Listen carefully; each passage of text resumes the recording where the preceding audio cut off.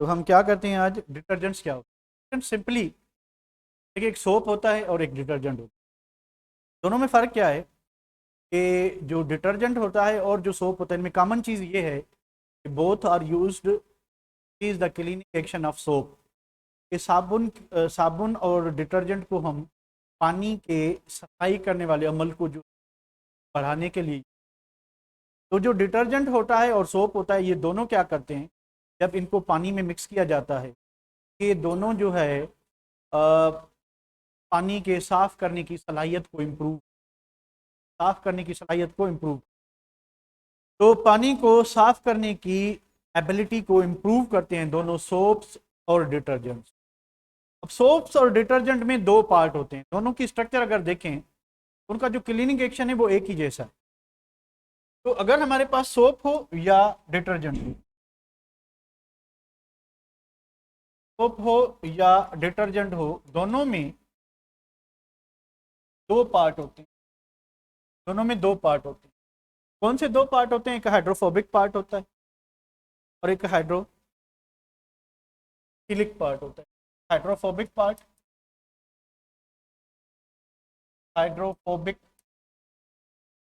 और हाइड्रोफिलिक।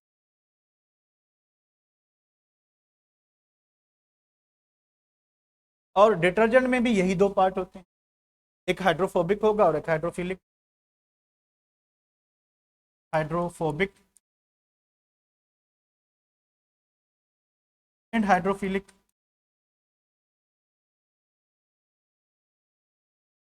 हाँ, तो आपको पता होगा कि हाइड्रोफोबिक 11 चैप्टर है बेटा, केमिकल इंडस्ट्रीज वाला।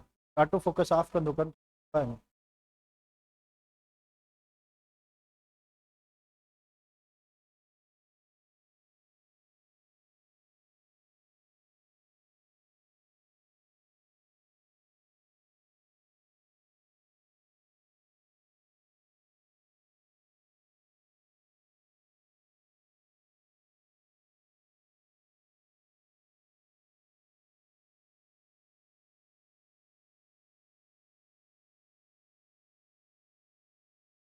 एक जो है हाइड्रोफोबिक पार्ट और हाइड्रोफिलिक, आपको पता होगा। हाइड्रोफोबिक क्या होता है? वाटर रिपेलेंट पार्ट, वाटर को रिपेल करे। और ये वाटर अट्रैक्टेंट पार्ट है, वाटर को अट्रैक्ट करे।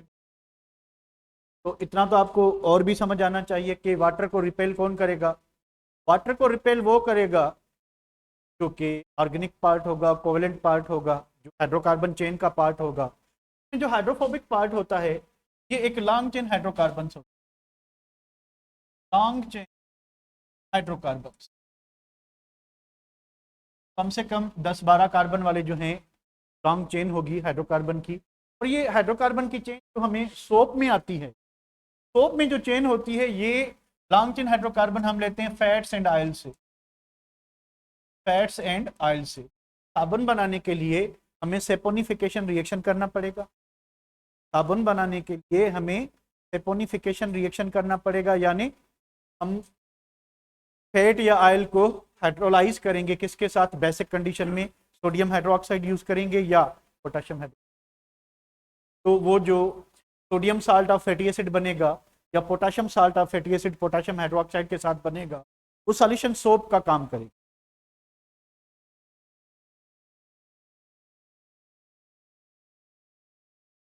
वो सॉल्यूशन किसका काम करेगी? सोप का काम। तो वो सॉल्यूशन सोप का काम करेगी। आवाज आना,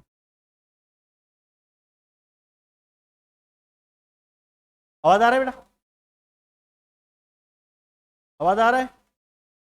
ओके ओके, आ गया था पता। तो ये जो लॉन्ग चेन हाइड्रोकार्बन है, सोप में जो आता है वो फैटी एसिड से आता है, जबकि डिटर्जेंट में जो आता है हाइड्रोफोबिक पार्ट यानी हाइड्रोकार्बन वाला पार्ट, ये भी लॉन्ग चेन हाइड्रोकार्बन, और ये कहां से आता है? पेट्रोलियम से।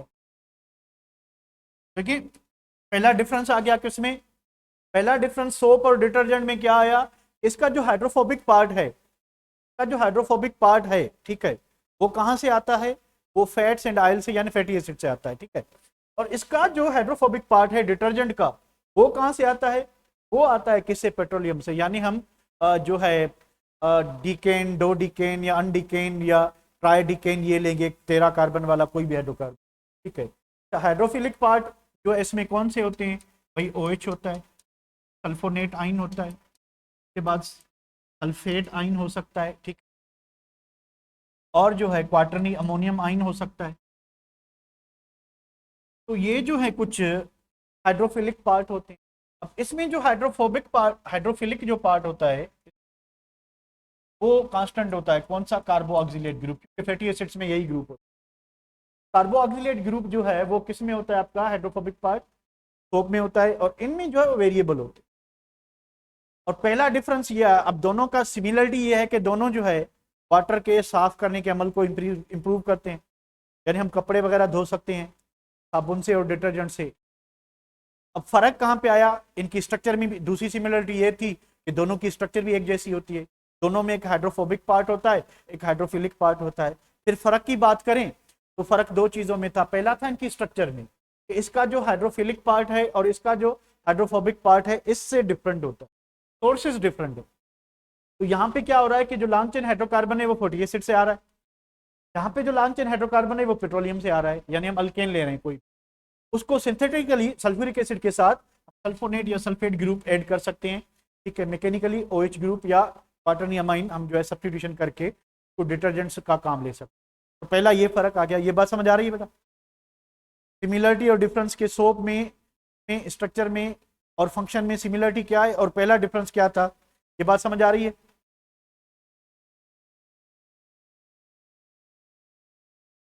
आ रही है। दूसरा डिफरेंस क्या है कि आप सोप को जो है, आप सोप को सिर्फ और सिर्फ सॉफ्ट वाटर से यूज कर सकते हो, यानी अगर हमारे पास सॉफ्ट वाटर है तो हमारे कपड़े अच्छे से धुल जाएंगे सोप से, पर अगर हमारे पास हार्ड वाटर है तो सोप काम नहीं करेगा। सोप काम नहीं करेगा। भाई रीजन क्या है कि सोप काम क्यों नहीं करेगा? रीजन इज सिंपल के जो कैल्शियम, हार्ड वाटर में कैल्शियम आइन होता है और मैग्नीशियम आइन होता है। हार्ड वाटर में क्या होता है? कैल्शियम आइन या मैग्नीशियम आइन होता है। कैल्शियम का साल्ट कैल्शियम क्लोराइड और कैल्शियम सल्फेट हो सकता है, या कैल्शियम हाइड्रोजन कार्बोनेट हो सकता है। मैग्नीशियम के भी यही हो सकते हैं कि मैग्नीशियम क्लोराइड, मैग्नीशियम सल्फेट और मैग्नीशियम हाइड्रोजन कार्बोनेट। तो ये जो आपका वाटर है अगर ये हार्ड है, उसमें कैल्शियम के ये साल्ट मौजूद हैं या मैग्नीशियम के साल्ट जो अभी मैंने बताया वो मौजूद हैं, तो उस पानी के साथ सोप अपना क्लीनिंग एक्शन बरकरार नहीं कर सकेगा, क्योंकि उसके जो कैल्शियम साल्ट बनेगा, नया साल्ट बनेगा फैटी एसिड। पहले सोप में क्या था कि सोडियम साल्ट था फैटी एसिड का या पोटेशियम साल्ट था, तो वो अच्छे से काम कर रहा था सोप के साथ। ठीक, तो जब आप हार्ड वाटर के साथ इसको रिएक्ट करोगे तो फिर कर्ड्स बनेंगे, प्रिसिपिटेट्स बनेंगे, क्योंकि potassium salt of fatty acid, sorry, calcium salt of fatty acid और magnesium salt of fatty acid are insoluble in water, तो वो प्रिसिपिटेट बनाएंगे, कर्ड्स बनाएंगे। तो साबुन का जो वो साफ करने वाला अमल है वो डिस्टर्ब हो जाएगा, क्योंकि जितना भी हम सोप यूज करेंगे वो हार्ड वाटर में जो मौजूद कैल्शियम है और मैग्नीशियम उस सोप को क्या करेगा? प्रिसिपिटेट कर लेगा, यानी उसका जो क्लीनिंग एक्शन है वो डिस्टर्ब होगा। उसकी जगह पे डिटर्जेंट को ये एडवांटेज है कि डिटर्जेंट आप हार्ड वाटर के साथ भी यूज कर सकते हो और सॉफ्ट वाटर के साथ भी यूज का रीजन अभी बता दो, इसको उल्टा कर दो, सोप वाले रीजन को उल्टा कर दो। कैसे उल्टा करोगे? क्या करोगे? हमने पढ़ा कि कैल्शियम और मैग्नीशियम के जो फैटी एसिड साल्ट्स हैं वो इनसॉल्युबल इन वाटर होते हैं, जबकि ये जो हाइड्रोफिलिक पार्ट है इनके जो कैल्शियम और किसके साथ साल्ट होंगे? मैग्नीशियम के साथ, they are soluble in, they are what? Soluble in water. तो ये दोनों से काम करेगा। तो डिटर्जेंट में पहला हमने जो फर्क समझाया मैंने आपको कि इनमें सिमिलरिटीज के कौन सी हैं और इनमें डिसिमिलरिटीज को। दूसरी बात कि डिटर्जेंट आप किस वजह के लिए आपको चाहिए?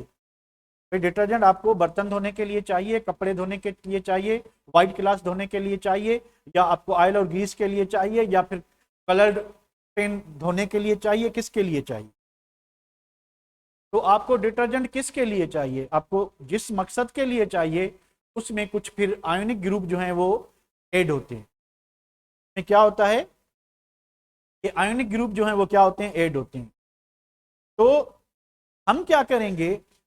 हम ये करेंगे कि इसमें डिफरेंट आयोनिक कंपाउंड्स डिटर्जेंट में चेंज करके हम अपनी चॉइस का डिटर्जेंट बना सकते हैं कि हमें किस पर्पज के लिए काम आता है, हमें किस पर्पज के लिए काम आता है। उस सब्सटेंस को जो सर्फ में डलता है, डिटर्जेंट मीन सर्फ, तो सर्फ में जो सब्सटेंस डलता है तो हम कहते हैं सर्फेक्टेंट। सर्फेक्टेंट, तो हम वैरायटी ऑफ सर्फेक्टेंट्स यूज करते हैं किसके लिए?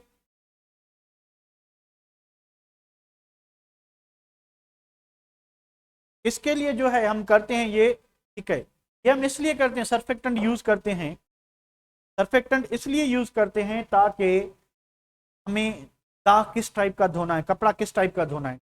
सर्फेक्टेंट का काम क्या होता है? Surfactant is a substance, surfactant एक ऐसा सब्सटेंस है, सर्फेक्टेंट एक ऐसा सब्सटेंस है जो क्या करता है, जो वाटर की कोहेसिव फोर्स यानी उसकी जो इंटरमॉलिक्यूलर फोर्स है उसको डिक्रीज करता है। सर्फेक्टेंट क्या करता है कि वाटर की इंटरमॉलिक्यूलर फोर्स यानी कोहेसिव फोर्स को डिक्रीज करता है और एडिसिव फोर्स को यानी चिपकने की सलाहियत को इंक्रीज करता है। तो कपड़े का दाग और पानी के बीच में जो फोर्स होगी कौन सी होगी? कोहेसिव होगी, एडिसिव होगी? कोहेसिव होगी या एडिसिव होगी? एडिसिव होगी। तो एडिसिव फोर्स बढ़ जाने की वजह से, एडिसिव फोर्स बढ़ जाने की वजह से, सर्फेक्टेंट की वजह से दाग और पानी जो सरफ वाला है, डिटर्जेंट वाला है, वो दाग को निकाल ले, दाग को निकालेगा। भाई अब सरफ काम कैसे करता है? देखिए इसमें दो पार्ट है, एक हाइड्रोफोबिक पार्ट है जो कोवेलेंट और नॉन पोलर पार्ट है, दूसरा हाइड्रोफिलिक पार्ट है जो कि आयनिक पार्ट। तो अगर हमारे कपड़े पे ऑयल या ग्रीस के दाग हैं तो ऑयल और ग्रीस क्या होते हैं? हाइड्रोकार्बन है या कोवेलेंट कंपाउंड है, ऑर्गेनिक कंपाउंड है, नॉन पोलर होते हैं, ठीक है। तो ये हाइड्रोफोबिक पार्ट जो होता है उसमें क्या हो जाएंगे? डिजोल्व हो जाएंगे। और वाटर इनको क्या करेगा? रिपेल करेगा। तो जब आप उसको कपड़े को जो एजिटेशन करेंगे, ठीक है, उसको क्या करेंगे? मसलेंगे और प्लेंटी ऑफ वाटर यूज करेंगे तो वाटर उनको क्या करेगा? रिपेल करेगा। तो हाइड्रोफोबिक पार्ट डिटर्जेंट वाला उसको क्या करेगा? अट्रैक्ट करेगा, यानी कपड़े से ऑयल और ग्रीस को निकाल लेगा, वाटर उनको रिपेल करके क्या करेगा? साफ करेगा। और जो कलर्ड स्टेन होता है वो आयनिक कंपाउंड्स होते हैं। आयनिक कंपाउंड जो हाइड्रोफिलिक पार्ट में डिजोल्व हो जाएगा। जब आप प्लेंटी ऑफ वाटर यूज करेंगे तो वाटर से क्या होता है? डिजोल्व होता है। तो वो आपका कलर्ड स्टेन भी क्या होंगे? रिमूव। तो इसी तरह से डिटर्जेंट काम करता है। तो मैंने आपको सारा कुछ बता दिया कि डिटर्जेंट क्या होता है। दे आर सोपलेस, साबुन यूज नहीं, they are soapless cleaning agents and increase the cleaning action of water. ये सोपलेस जो है क्लीनिंग एजेंट्स हैं, पानी के साफ करने की जो सलाहियत है उसको बढ़ाते हैं। और इनमें दो पार्ट होते हैं, हाइड्रोफिलिक सॉरी फिलिक पार्ट होता है, दूसरा हाइड्रोफोबिक होता है। चलें अभी जो बुकिश लैंग्वेज है उसको देखते हैं। Any substance is the cleaning effect of water is called a detergent. तो ये सोप भी हो सकता है। थोड़ा सा आगे आए तो क्या है कि detergents are soapless cleaning agent, यानी सोपलेस का मतलब क्या है कि इसको हम सेपोनिफिकेशन रिएक्शन से नहीं बनाते, इसको हम फैट और ऑयल से नहीं बनाते। इसका मतलब ये they are complex organic salts with long chain organic molecule. में सोप में भी लॉन्ग चेन फैटी एसिड्स होते हैं, यहाँ पे लॉन्ग चेन जो है हाइड्रोकार्बन यूज करेंगे जो हम पेट्रोलियम से। It consist of two parts, hydrophobic part and hydrophilic part. इसको हमने पूरा एक्सप्लेन कर दिया। फिर भी आपको बता दें कि जो हाइड्रोफोबिक पार्ट होगा पोलर होगा कि नॉन पोलर होगा? बताएं क्या होगा? क्या होगा? पोलर होगा नॉन पोलर होगा? पोलर होगा। हाइड्रो कौन सा पार्ट है? हाइड्रोफोबिक पार्ट क्या होगा? नॉन पोलर होगा। हाइड्रोफोबिक पार्ट क्या होगा? Non polar. तो ये वाला पार्ट जो है ये किसको एब्जॉर्ब करेगा? कलर को करेगा या ऑयल और ग्रीस को करेगा? जब आप ये पानी में यूज करेंगे तो ये वाला पार्ट जो क्या करेगा? ये ऑयल और ग्रीस को क्या करेगा? एब्जॉर्ब करेगा। हाइड्रोफिलिक पार्ट क्या करेगा कि हाइड्रोफिलिक पार्ट जो डिटर्जेंट में होते हैं, अब उसमें फेट में कांस्टेंट है, यही होगा सोडियम और पोटेशियम साल्ट और फैटी एसिड होगा, इसको ही हम सोप कहते हैं। या सोडियम होगा या पोटेशियम होगा। यहाँ पे जो हाइड्रोफिलिक पार्ट है वो, तो ये क्या बनेगा? जब आप हार्ड वाटर यूज करेंगे तो सोडियम रिप्लेस होके कैल्शियम साल्ट और फैटी एसिड बन जाएगा, मैग्नीशियम साल्ट और फैटी एसिड बन जाएगा, वो पानी में इनसॉल्युबल होगा। पर ये जो हाइड्रोफिलिक हैं आपके पार्ट डिटर्जेंट वाले, ये पानी में डिजोल्व नहीं होते। किसी बात समझ आ रही है बेटा? डिटर्जेंट को बनाया कैसे जाता है? डिटर्जेंट को बनाने के लिए हमें एक लॉन्ग चेन हाइड्रोकार्बन चाहिए जिसमें 10, 11, 12, 13 तक जो है कार्बन होने चाहिए। वो हम पेट्रोलियम से लेंगे और उसको सिंथेसाइज कैसे करेंगे? सल्फ्यूरिक एसिड यूज करेंगे। भाई the hydrocarbon chain in CH2 is obtained from petroleum ionic group sulphate और सल्फेट ग्रुप। ये जो है सल्फ्यूरिक एसिड के साथ बाकी किसी और प्रोसेस के साथ क्या करते हैं, ऐड करते हैं। फिर ये वाला जो चेन है, ये वाला हाइड्रोकार्बन पार्ट सोप में कहाँ से आता है, फैट एंड ऑयल से आता है। और यहाँ से जो ये पार्ट है, ये कहाँ से आता है, हाइड्रोफोबिक पार्ट, ये आपका पेट्रोलियम से आता है, तो डिटर्जेंट बन जाएगा। ये भी हमने डिस्कस कर लिया। और क्या चीज़ है,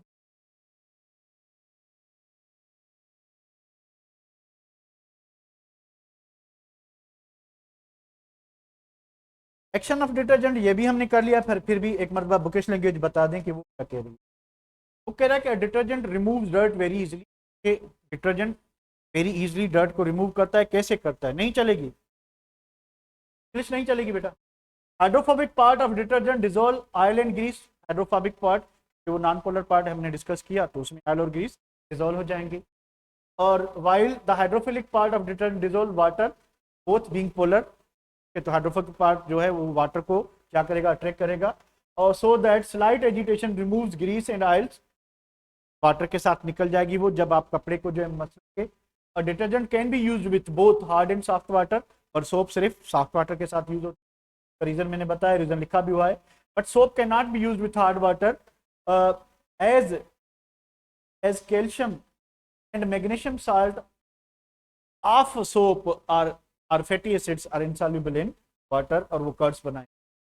तो इसमें सर्फेक्टेंट ऐड करते हैं, और उसका मैंने आपको बताया what is the function of surfactant.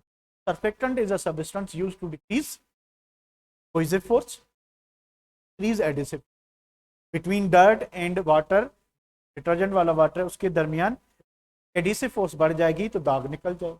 दाग क्या हो जाएगा, निकल जाएगी। सो ये एक छोटी सी टॉपिक थी।